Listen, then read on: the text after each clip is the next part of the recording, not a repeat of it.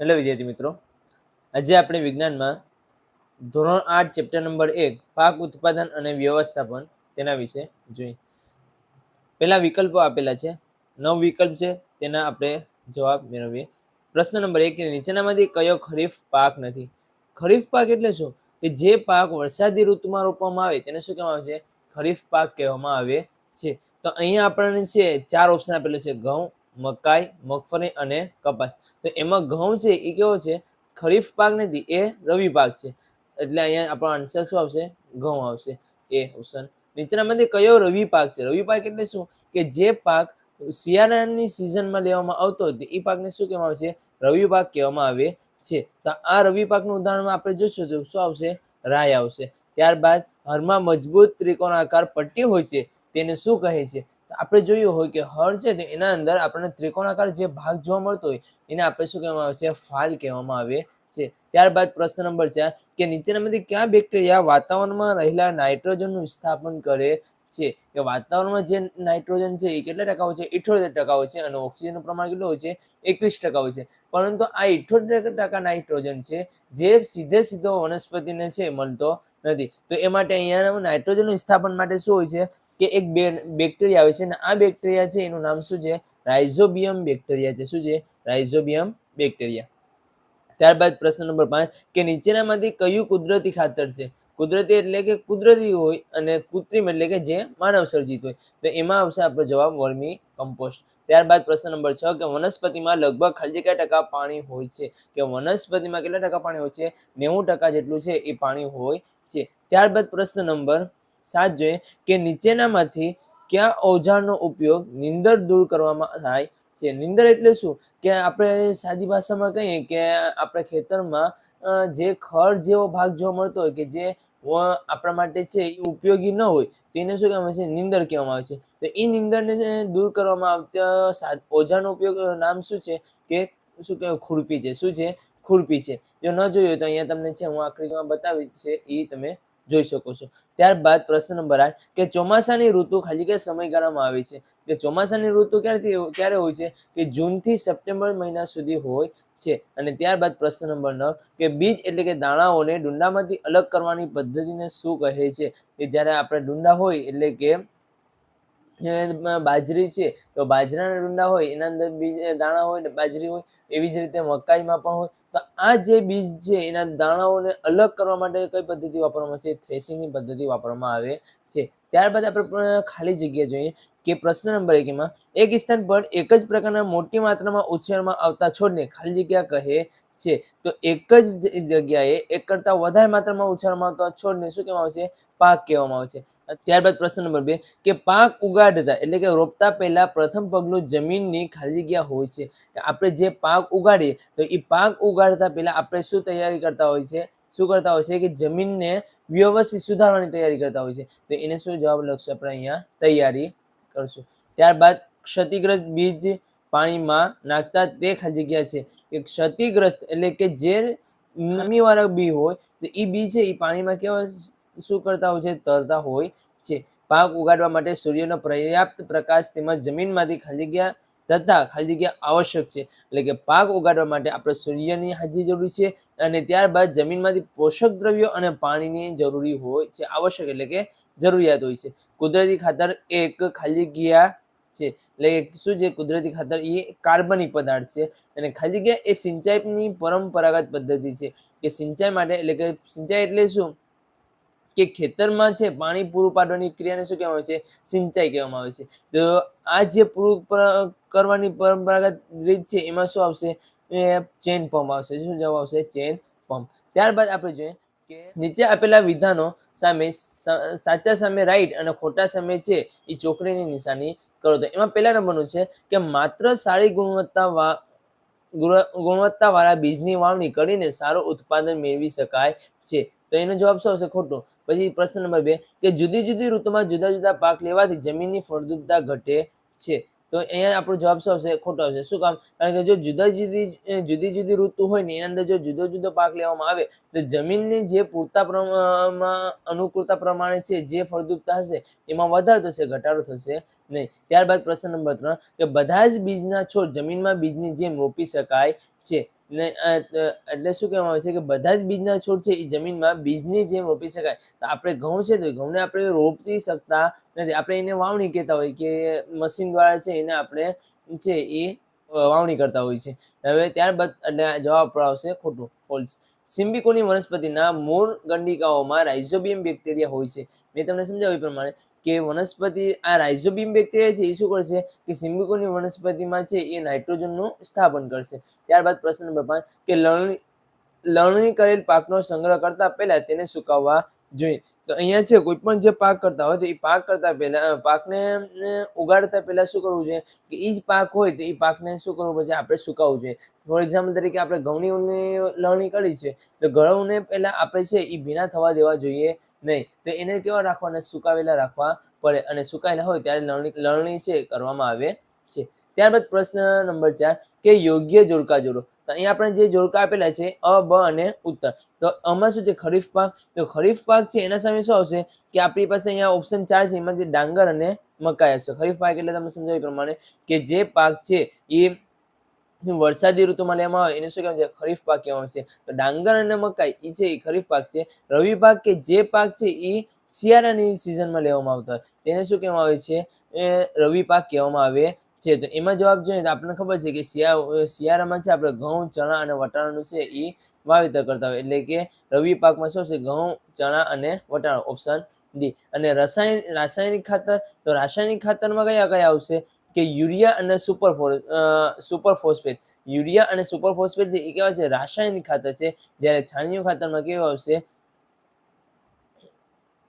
પ્રાણીમળ, ગાયનું છાણ, મૂત્ર અને વનસ્પતિનો નકામો કચરો. છાણિયું એટલે કે આપણે શબ્દ પરથી જ ઓળખી શકીએ કે જે છે એની છે એ વનસ્પતિ કચરો હોય અથવા આપણે છે એ પ્રાણીના મળ હોય એને એકઠું કરીને જે બનાવવામાં આવતું ખાતર હોય એને શું કહેવાય છે છાણિયું ખાતર કહેવામાં આવે છે. ત્યારબાદ આપણે બીજા નંબરનું કોઈ જોડકું જોઈએ કે અહીંયા આપણને આપ્યું છે કે દાંતરડું, ખુરપી, વાવણીઓ અને ફુવારા પદ્ધતિ. તેના સામે છે આપણે સિંચાઈ પદ્ધતિ, ખેડાણ, લણણી અને રોપણી જે યોગ્ય હોય એને આપણે જોઈન કરવાનું છે. તો દાંતરડું છે તો દાંતરડા સામે શું આવશે લણણી આવશે. ત્યારબાદ ખુરપી છે તો ખુરપી સામે શું આવશે ખેડાણ આવશે.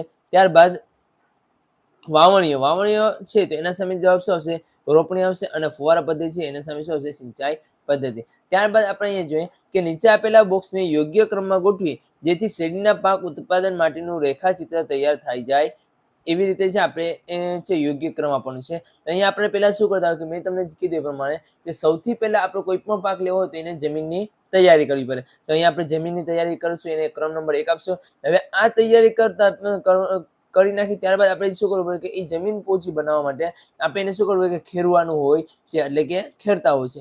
આ ખેરી નાખ્યા પછી પાક લેવાનો છે એ પાકને આપણે વાવણી કરવાની છે એટલે અહીંયા આપણે શું કરશું રોપણી લખશું. ત્રીજો નંબર કયો આવશે રોપણીનો આવશે.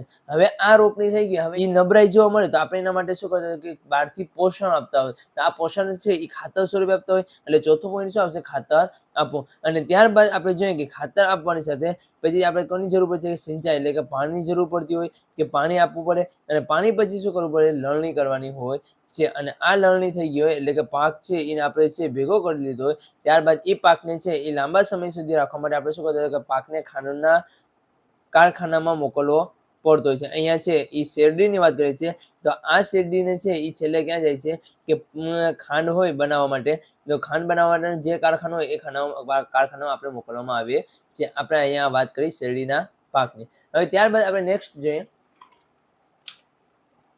કે પ્રશ્નો આપેલા છે કે નીચેના પ્રશ્નોના એક વાક્યમાં જવાબ લખો. તો પ્રશ્ન નંબર 1 આપેલો છે કે ખરીફ પાકના 2 ઉદાહરણ આપો. તો આપણે ખરીફ પાકના કોઈ પણ ઉદાહરણ આપી શકીએ છીએ. એવું નહીં કે અહીંયા આપણને આપેલા છે તે જ. તો ખરીફ પાક એટલે શું કે જે પાક વરસાદી સિઝનમાં લેવામાં આવતા હોય તો અત્યારે આપણા હાલની સિઝન કઈ છે વરસાદી છે. તો આપણે જોતા હોય કે વરસાદી સિઝન ચાલે એટલે આપણે તો એક તો ચાલુ જાય પેલું શું નંબર હશે મગફળી એટલે કે માંડવીની સિઝન અત્યારે જોવા મળે છે.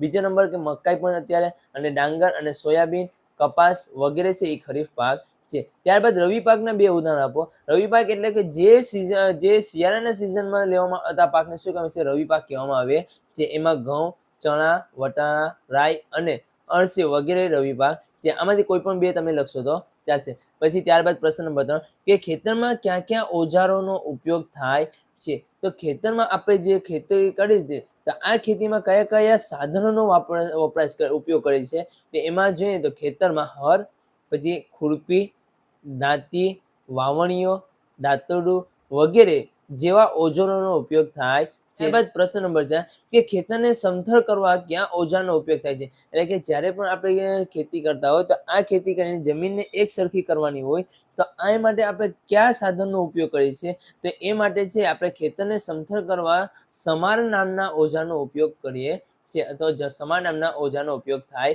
છે. ત્યારબાદ પ્રશ્ન છે કે કૃત્રિમ ખાતરના 2 નામ લખો. કોઈ પણ કૃત્રિમ ખાતર છે એના કોઈ પણ 2 નામ લખવાના છે. એટલે કે યુરિયા આપણે લખી શકીએ, પછી ammonium sulphur, super phosphate, potash વગેરે છે એ કૃત્રિમ ખાતરો છે. કૃત્રિમ ખાતર એટલે શું? કે જે ખાતર માનવ સર્જિત હોય, માનવ દ્વારા બનાવવામાં આવતું ખાતર એને શું કહેવામાં આવે છે? કૃત્રિમ ખાતર કહેવામાં આવે છે. ત્યારબાદ આપણે જોઈએ કે પ્રશ્ન નંબર 6 સિંચાઈનો સ્ત્રોત ક્યાં ક્યાં છે? એટલે કે સિંચાઈ એટલે શું? કે એ ખેતરમાં પાણી પૂરું પાડવાની પ્રક્રિયાને શું કહેવામાં આવે છે? સિંચાઈ કહેવામાં આવે છે. કે જ્યાં પાણીનો સ્ત્રોત હોય એને કયા સ્ત્રોત છે? એમાં કુવાઓ, બોર કુવાઓ, તળાવો, સરોવરો, નદીઓ, બંધ એટલે કે ડેમ તેમજ નહેરો સિંચાઈના સ્ત્રોત છે. ત્યારબાદ પ્રશ્ન નંબર 7 કે સિંચાઈની પરંપરાગત રીતોના માત્ર નામ લખો. કે પરંપરાગત ચાલતી જે રીતો છે એના આપણે નામ લખવાના છે. એક તો મોટર છે, બીજો આવશે ચેઇન પંપ. ચેઇન પંપ એટલે શું? કે જેમાં ચેઇન સાથે છે એ કોઈ પણ વાસણ કે ડોલ કે એવું છે બાંધેલું હોય છે અને એ ફરતું જાય અને પાણી છે એ કોઈ ઊંડા ભાગમાંથી છે એ ઉપર આવતું જાય. ત્યારબાદ ઢેકલી છે,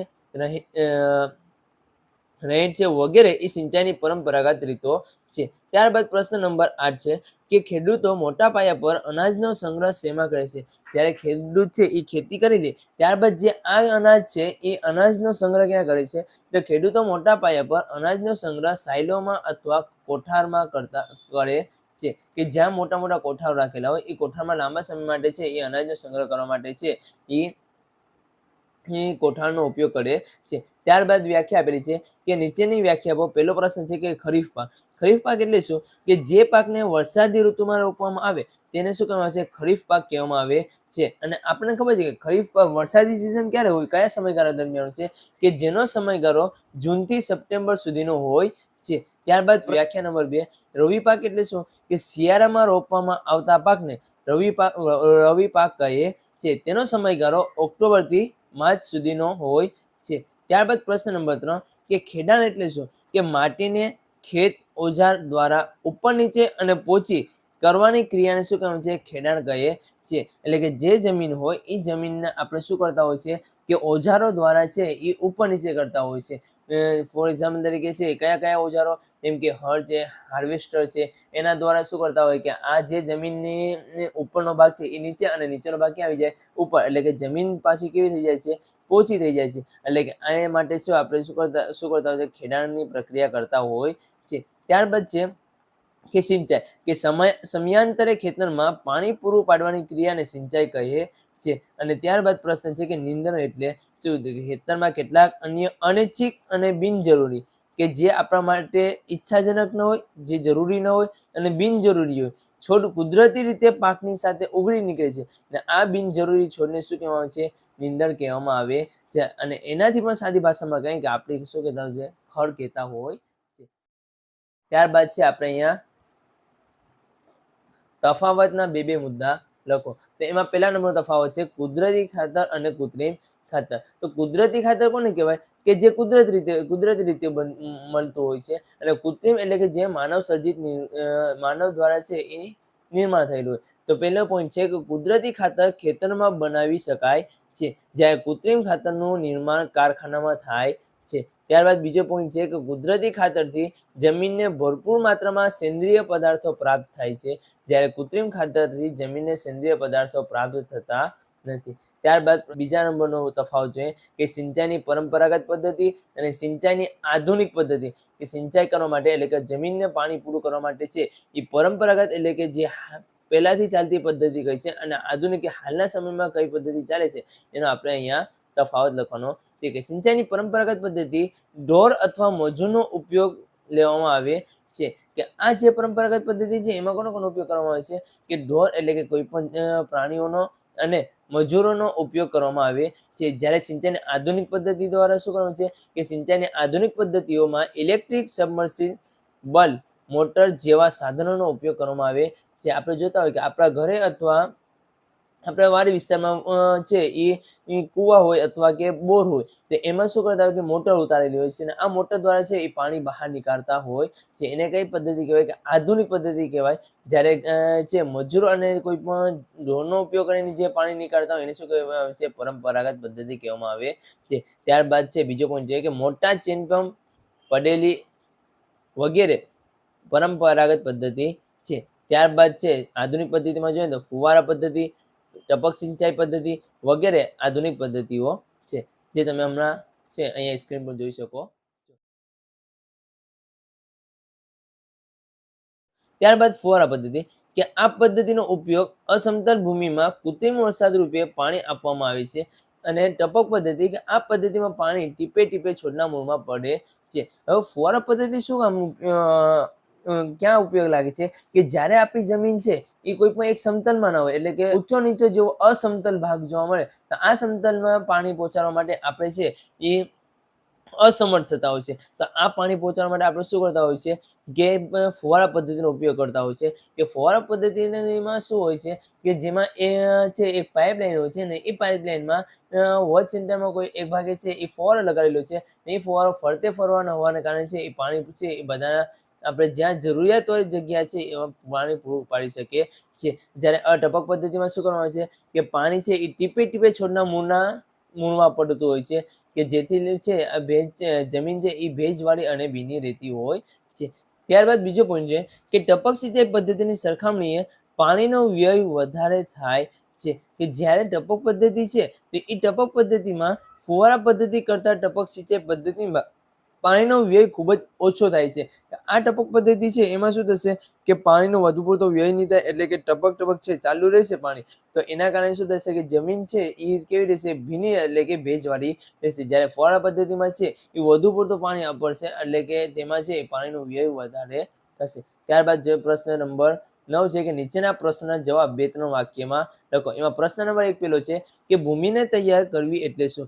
ભૂમિ તૈયાર કરવી એટલે શું કે પાક રોપતા પહેલા ભૂમિને તૈયાર કરવી તે પ્રથમ ચરણ છે. કે સૌથી પહેલા આપણે કોઈ પણ પાક લેવો તો એના પહેલા શું કરવું પડે કે જમીનને તૈયાર કરવી. ભૂમિ એટલે કે જમીનને તૈયાર કરવી, અને જેના માટે ભૂમિને હળ વડે ખેડીને પોચી બનાવવામાં આવે છે, જે અળસિયા જેવા જીવોની વૃદ્ધિમાં મદદરૂપ કરે છે. કે આ જે જમીન છે એ કઠણ હોય તો કઠણ છે એને કેવી બનાવી નાખે? હળ વડે છે આપણે જમીનને ઉથલ પુથલ કરી નાખે, એટલે કે ઉપરના ભાગને નીચે, નીચેના ભાગને ઉપર લઈ લે, એટલે કે જમીન પણ કેવી બને? એક તો પોચી બની જાય, અને અળસિયા જેવા છે એ સૂક્ષ્મ જીવો છે એની વૃદ્ધિ પણ થાય છે, અને જમીન છે એ ફળદ્રુપતા તેમાં વધારો જોવા મળે છે. ત્યારબાદ છે રોપણી એટલે શું? કે આ ચરણમાં ખેડૂત દ્વારા સારી ગુણવત્તાવાળા બીજની પસંદગી કરવામાં આવે છે, જેથી સારું ઉત્પાદન મેળવી શકાય. અને પરંપરાગત રીતે ઓળણી જેવા ઓજારથી રોપણી એટલે કે વાવણી કરવામાં આવે છે. અહીંયા રોપણી એટલે શું? વાવણી. કે આ ચરણમાં શું કરવામાં આવે છે કે જ્યારે જમીન તૈયાર થઈ જાય તો જમીન તૈયાર થઈ જાય પછી શું કરે ખેડૂત છે એ સારા બીજની પસંદગી કરે, કે જે બીજ છે એ હલકું હોવું જોઈએ અને બીજ સારું લઈ લે, અને ત્યારબાદ સારું તેના ઉત્પાદન સારું મેળવી શકે તે માટે બીજની પસંદગી કરતા હોય છે. અને ત્યારબાદ છે એ પરંપરાગત રીતે છે એ ઓજારનો ઉપયોગ કરે, અને એમાં શું કરતા હોય કે રોપણી એટલે કે વાવણી કરતા હોય. હવે પ્રશ્ન નંબર 3 નિંદામણ વિશે ટૂંક નોંધ લખો. ખેતરમાં ઉગી નીકળતી બિનજરૂરી વનસ્પતિને નિંદામણ કહે છે. તેને દૂર કરવા ખુરપી જેવા સાધનો ઉપયોગ કરવામાં આવે છે. હાલના સમયમાં કેટલાક નિંદણનાશક જેવા કે ટૂડી-ફૂડી વગેરે રસાયણો ખેતરમાં છંટકાવ કરીને પણ નીંદણ દૂર કરવામાં આવે છે. કે આ નિંદામણ એટલે શું કે આપણે જે બિનજરૂરી હોય તો એ વનસ્પતિ ઉગી નીકળતી હોય તો એ વનસ્પતિ છે આપણા માટે નુકસાનકારક હોય છે, એટલે કે કંઈ પણ જરૂર હોતી નથી. તો આને દૂર કરવા માટે છે પહેલા સમયમાં ખુરપી જેવા સાધનનો ઉપયોગ કરવામાં આવતો હતો. હાલના સમયમાં શું કરે છે કે ખુરપીનો પણ ક્યારેક ઉપયોગ કરે છે ને ક્યારેક છે એ નિંદણનાશક દવાઓ જેવા કે ટૂડી અને ફૂડી રસાયણો આવે છે, એ રસાયણો છે એનો છંટકાવ કરી અને એ નિંદણને આપણે દૂર કરવામાં આવે છે. ત્યારબાદ આપણે જોઈએ નેક્સ્ટ પ્રશ્ન નંબર 4 કે થ્રેશિંગ એટલે શું? સમજાવો. થ્રેશિંગ એટલે શું કે પરિપક્વ થયેલા પાકની કાપણી કરવામાં આવે છે. આ પાકમાંથી દાણા કે બીજને અલગ કરવાની ક્રિયાને થ્રેશિંગ કહે છે, જેના માટે થ્રેશર નામના સાધનનો ઉપયોગ પણ થાય છે. હાર્વેસ્ટર નામના સાધનથી પણ લણણી કરવામાં આવે છે, તેમજ દાણા પણ છે છૂટા પાડી શકાય છે. થ્રેશિંગ એટલે શું કે આપણી ભાષામાં કહીએ કે થ્રેશર કે જ્યારે છે એમ માંડવી છે એટલે કે મગફળી, પછી બાજરી છે એટલે બાજરી છે, ડાંગર છે, આ બધી વસ્તુનો પાક લેવાઈ જાય ત્યારબાદ તેને શું કરતા હોય છે કે એ ડુંડા હોય તો એ ડુંડાને અથવા એમાંથી જે પાકનો ભાગ છે એ પાકના ભાગને આપણે શું કરતા હોય છે સુકાવતા હોય છે, અને જ્યારે તે સુકાઈ જાય ત્યારબાદ છે આપણે એને કેવા નાખતા હોય છે થ્રેશરમાં નાખતા હોય છે, અને આ થ્રેશર દ્વારા છે એ જે આપણો પાક લીધેલો હતો એ પાક અલગ થઈ જાય છે, અને તેમાં છે એ આપણે અનિચ્છિક વસ્તુ હશે એટલે કે બિનજરૂરી વસ્તુ હશે એ શું થઈ જશે આપણા માટેથી અલગ થઈ જશે, અને આ પાક છે પછી આપણને મળી જાય છે. તો અહીંયા આપણે છે પ્રશ્ન નંબર 5 જોઈએ કે જો ઘઉંને ખરીફ ઋતુમાં ઉગાડવામાં આવે તો શું થાય. એટલે કે જો ઘઉં છે આપણને ખબર છે કે ઘઉં કેવો પાક છે કે રવિ પાક છે, એટલે આ રવિ પાકને જો ખરીફ પાકમાં લેવામાં આવે તો શું થાય છે. તો ઘઉં એ રવિ પાક છે. આ પાકને ઠંડુ અને સૂકો હવામાન અનુકૂળ આવે છે, પરંતુ જો ઘઉંને ખરીફ ઋતુમાં ઉગાડવામાં આવે તો તેને વધુ વરસાદ તેમજ ભેજવાળું વાતાવરણ છે અનુકૂળ પડતું નથી, કે જેના કારણે શું થશે કે આપણે જે પાક લીધેલો છે એનો તંદુરસ્તી પણ નહીં જોવા મળે, અને આ તંદુરસ્તી જોવા ન કારણે શું થશે કે પાકમાં આપણને પૂરતા પ્રમાણમાં મળશે નહીં. એટલે છે એ ઘઉં છે તો એ ઘઉંને આપણે છે એ વધુ ઉત્પાદન માટે રવિ પાકમાં જ લેવામાં આવે છે. ત્યારબાદ છે પ્રશ્ન નંબર 6 કે પશુપાલન એટલે શું. કે ઘરમાં અથવા ખેતરમાં રાખવામાં આવતા પાલતુ પ્રાણીઓને યોગ્ય ખોરાક, રહેઠાણ તેમજ તેની દેખરેખ રાખવી એ ખૂબ જ મહત્વની બાબત છે. જ્યારે આ પ્રક્રિયા મોટા પાયા પર કરવામાં આવે છે ત્યારે તેને શું કહેવામાં આવે છે, ત્યારે તેને પશુપાલન કહેવામાં આવે છે. અહીંયા શોર્ટમાં રાખી દઉં છું, ત્યારે તેને પશુપાલન કહેવામાં આવે છે. ત્યારબાદ પ્રશ્ન નંબર 7 કે કુદરતી ખાતરના ફાયદા જણાવો. પહેલો ફાયદો છે કે તેનાથી જમીનની જળ ધારણા ક્ષમતામાં વધારો થાય છે, કે જે પાણી જમીન છે એને ત્યારબાદ પ્રશ્ન કુદરતી ખાતરના ફાયદા જણાવો, કે જેનાથી જમીનની જલધારણા ક્ષમતામાં વધારો થાય છે. બીજો પોઈન્ટ છે કે કુદરતી ખાતરથી જમીન છિદ્રાળુ થઈ જાય છે, જેનાથી વાયુ વિનિમયમાં સરળતા પ્રાપ્ત થાય છે. ત્યારબાદ કુદરતી ખાતર જમીનના ફાયદાકારક સૂક્ષ્મજીવોનો વધારો કરે છે. આ છે કુદરતી ખાતરના ફાયદા છે. ત્યારબાદ પ્રશ્ન નંબર 8 કે ખેત પદ્ધતિના પગલાં ક્રમશઃ લખો. એટલે કે ખેત પદ્ધતિ કરવા માટે છે એ કઈ કઈ રીતે કરવામાં આવે છે એને ક્રમશઃ આપણે દર્શાવવાનું છે. એમાં પહેલો પોઈન્ટ શું આવશે કે ભૂમિને તૈયાર કરવી, બીજો પોઈન્ટ રોપણી કરવી, ત્રીજો પોઈન્ટ કુદરતી અને કૃત્રિમ ખાતર આપવું, ત્યારબાદ ચોથો પોઈન્ટ સિંચાઈ કરવી, પાંચમો પોઈન્ટ નીંદણથી રક્ષણ આપવું, છઠ્ઠો પોઈન્ટ લણણી કરવી, અને સાતમો પોઈન્ટ શું થશે કે સંગ્રહ કરો, અને ત્યારબાદ વગેરે પ્રોસેસ કરી અને લોકો સુધી પહોંચાડવામાં આવે છે. ત્યારબાદ પ્રશ્ન પાર્ટ ડી લોંગ ક્વેશ્ચન છે.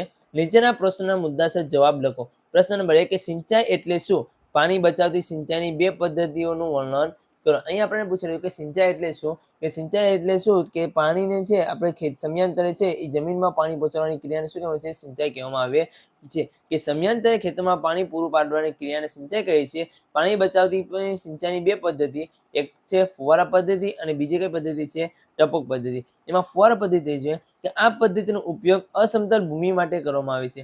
ફુવારા પદ્ધતિ દ્વારા શું કરવામાં આવે છે કે અસમતલ જમીન છે તો એને પાણી પહોંચાડવા માટે ફુવારા પદ્ધતિ છે એનો ઉપયોગ કરવામાં આવે છે. અથવા બીજો ઉપયોગ ક્યાં થાય કે આ પદ્ધતિમાં પાઇપલાઇન દ્વારા છે એ કૃત્રિમ વરસાદ રૂપે પાણી પણ આપવામાં આવતું હોય છે. આ પદ્ધતિ રેતાળ જમીન માટે છે એ વધુ પૂરતી ઉપયોગી છે. ત્યારબાદ બીજો પદ્ધતિ છે ટપક પદ્ધતિ. ટપક પદ્ધતિ આ પદ્ધતિ વડે પાણી ટીપે ટીપે છોડના મૂળમાં પડે છે, અને ફળ આપતી વનસ્પતિના બગીચા તેમજ વૃક્ષોને પાણી આપવાની આ ઉત્તમ પદ્ધતિ છે. આ પદ્ધતિમાં પાણીનો વ્યય થતો નથી. પાણી અછતવાળા વિસ્તારોમાં આ પદ્ધતિ એક વરદાન સમાન છે. એટલે કે જ્યારે ટપક પદ્ધતિ છે એ ફુવારા પદ્ધતિ કરતા છે એ બહુ વધુ અગત્યની છે, જ્યાં છે એ પાણીની વધુ પૂરતી અછત સર્જાતી હોય છે ત્યાં. કારણ કે ટપક પદ્ધતિમાં પાણીનો વ્યય થતો નથી, જ્યારે ફુવારા પદ્ધતિમાં છે એ પાણીનો વ્યય થઈ શકે છે. ત્યારબાદ પ્રશ્ન નંબર 2 જોઈએ કે ખેતરમાં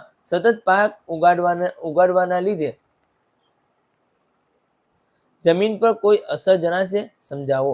કે ખેતરમાં સતત પાક ઉગાડવાને લીધે તેમાં પોષક તત્વો ઓછા થતા જાય છે, જેના કારણે જમીનની ફળદ્રુપતા ઘટે છે. આમ જો ખેતરમાં સતત પાક ઉગાડવામાં આવે તો જમીનમાં પોષક દ્રવ્યોની ઉણપ થવાને લીધે જમીન નબળી બને છે, જેનાથી ઉત્પાદનમાં ઘટાડો થાય છે. તેમજ આવી જમીનમાં પાક ઉગાડવામાં આવે તો પાક ઓછો અને નબળો પ્રાપ્ત થાય છે. એટલે કે અહીંયા શું કહેવા માંગે છે કે કોઈ એક ખેતર છે ને એ ખેતરમાં છે એ વખતો વખત છે એ એક સરખો જ પાક લેવામાં આવે તો શું થશે કે કોઈ એક જમીન છે એ જમીન છે એના અંદર આપણે છે એ સતત ને સતત એક પછી એક પાક લેતા જ જઈએ તો શું થશે કે એ જમીનની જ્યાં સુધી ફળદ્રુપતા સારી હશે ત્યાં સુધી આપણને છે પૂરતા પ્રમાણમાં જો ઉત્પાદન પાણી સારું આપશે. પણ જો એની ફળદ્રુપતા ઘટતી જશે તો એ ફળદ્રુપતા ઘટવાના કારણે શું થશે કે એમાં પોષક દ્રવ્યોની જરૂરિયાત વધશે અને આ જરૂરિયાત છે એ વધવાના કારણે છે એનું ઉત્પાદન કેવું થશે, ઘટાડો થશે. અને ઉત્પાદન ઘટાડો થશે અને બીજા નંબરમાં કે એમાં વધારે આપણને નુકસાન શું થશે કે જે આપણને જે પાક મળેલો છે એ પાક છે એ ઓછો હશે અને બીજા નંબરમાં તે નબળો પણ જોવા મળશે. ત્યારબાદ પ્રશ્ન નંબર 3 કે નિંદણ એટલે શું? આપણે તેનું નિયંત્રણ કેવી રીતે કરી શકાય છે? કે જે નિંદણ છે એટલે કે જે આપણા માટે બિનજરૂરી વનસ્પતિ જે બિનજરૂરી વનસ્પતિ છે એને નિંદણ કહીશું. એટલે કે ખેતરમાં ઊભી નીકળતી બિનજરૂરી વનસ્પતિને નિંદણ કહે છે. આ વનસ્પતિ પાકની સાથે કુદરતી રીતે ઉગી નીકળે છે અને આ નિંદણને દૂર કરવાની ક્રિયાને નિંદામણ કહેવામાં આવે છે. ખુરપી જેવા સાધનો વડે નિંદણને દૂર કરવામાં આવે છે. જમીનના ખેડાની ક્રિયામાં ઉપયોગી ઓજારો દ્વારા પણ નિંદણ દૂર થાય છે. આ ઉપરાંત આપણે નિંદણ દૂર કરવું તો શું કરી શકીએ છીએ કે નિંદણ દૂર કરવા રસાયણો જેવા કે 2D 4D વગેરેનો ઉપયોગ પણ કરવામાં આવે છે. ત્યારબાદ પ્રશ્ન નંબર 4 કે શા માટે ડાંગરના પાકને શિયાળામાં ઉછેરવામાં આવતા નથી, સમજાવો. તો પ્રશ્ન એમાં જોઈએ કે ડાંગર એ ખરીફ પાક છે. ડાંગર કેવો પાક છે? ખરીફ પાક છે. એટલે કે ચોમાસામાં લેવામાં આવતો પાક છે. તેનું વાવેતર ચોમાસાની ઋતુમાં કરવામાં આવે છે. ડાંગરને વધારે માત્રામાં પાણીની જરૂર પડે છે તેમજ ભેજવાળું વાતાવરણ અનુકૂળ આવે છે. જો ડાંગરનું વાવેતર શિયાળામાં કરવામાં આવે તો તેને પર્યાપ્ત પાણી અને યોગ્ય હવામાન ન મળી રહે જેથી પાકનું સારું ઉત્પાદન મેળવી શકાય નહીં. તેથી વધારે માત્રામાં પાણી અને સારું ઉત્પાદન મેળવવા માટે ચોમાસામાં ડાંગરનો પાક ઉછેરવામાં આવે છે. જે પાક છે એને વધુ પડતું પાણીની જરૂર હોય તો એ ચોમાસાની સિઝનમાં લેવામાં આવે છે.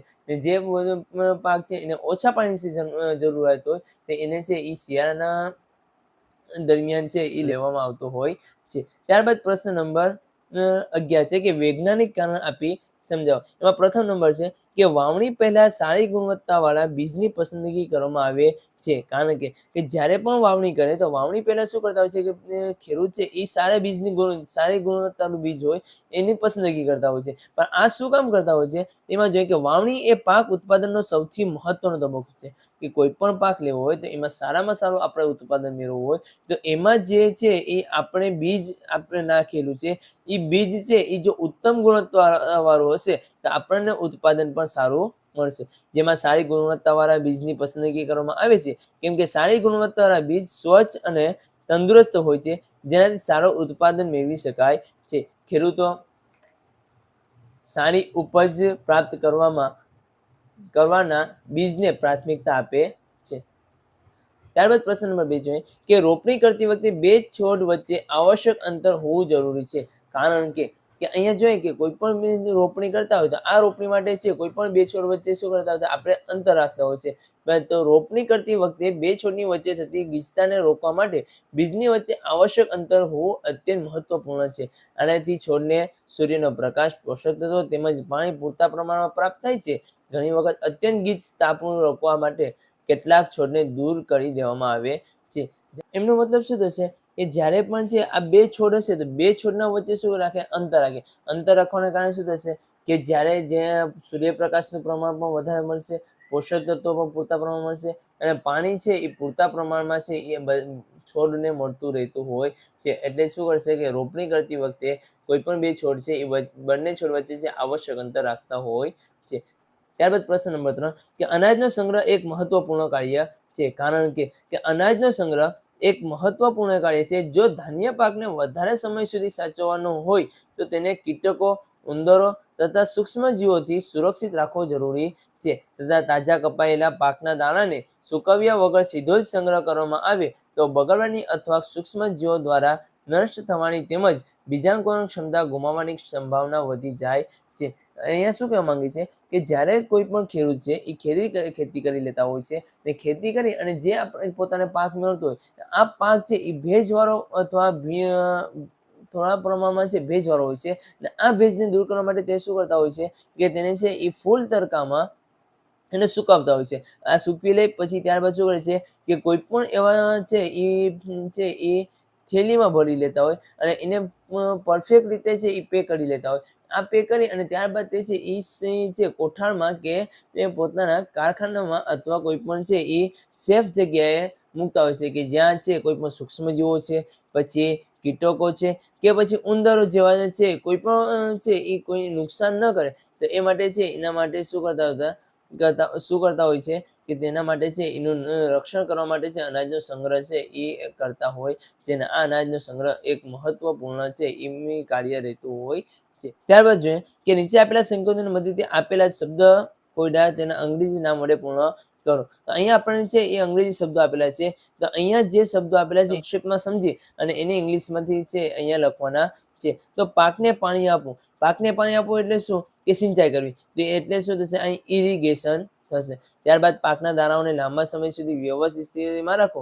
તો પાકના દાણાઓને લાંબા સમય સુધી વ્યવસ્થિત સ્થિતિમાં રાખો એનો મતલબ શું કે સ્ટોરેજ કરવો કે સંગ્રહ કરવો. તો સ્ટોરેજ અહીંયા મતલબ થશે તો અહીંયા મેં લખેલું છે. ત્યારબાદ છે વનસ્પતિ કે જેને મોટા પાયે ઉછેરવામાં આવે છે તો તેને શું કહેવામાં આવે છે ક્રોપ કહેવામાં આવે છે. શું કહેવામાં છે ક્રોપ કહેવામાં આવે છે. ત્યારબાદ છે બીજા નંબરનું કે મશીન કે જે પરિપક્વ પાકને કાપવા માટે વપરાય છે તેને શું કહેવામાં આવે છે હાર્વેસ્ટર કહેવામાં આવે છે.